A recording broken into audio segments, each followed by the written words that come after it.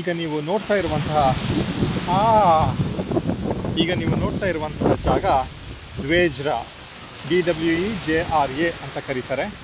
ಬಹಳ ನೈಸರ್ಗಿಕವಾಗಿ ಇರುವಂತಹ ಪ್ರಕೃತಿಯ ಒಂದು ಸೌಂದರ್ಯ. ಈ ಒಂದು ಅದ್ಭುತವಾದ ಒಂದು ಸ್ಥಳ ಇಲ್ಲಿ ಮಾಲ್ಟಾ ದ್ವೀಪ ಸಮೂಹದಕ್ಕೆ ಸೇರಿರುವ ಗೋಜೋ ಎಂಬ ದ್ವೀಪದಲ್ಲಿ ಇದೆ. ಗೇಮ್ ಆಫ್ ಥ್ರೋನ್ಸ್ ಯಾರಿಗೆ ಗೊತ್ತಿಲ್ಲ, ಈ ಸೀರೀಸು ಎಲ್ಲರೂ ನೋಡಿರ್ತಾರೆ. ಇಲ್ಲಿನ ಒಂದು ಸ್ಥಳದಲ್ಲಿ ಗೇಮ್ ಆಫ್ ಥ್ರೋನ್ಸ್ ಕೂಡ ಶೂಟ್ ಮಾಡಲಾಗಿದೆ.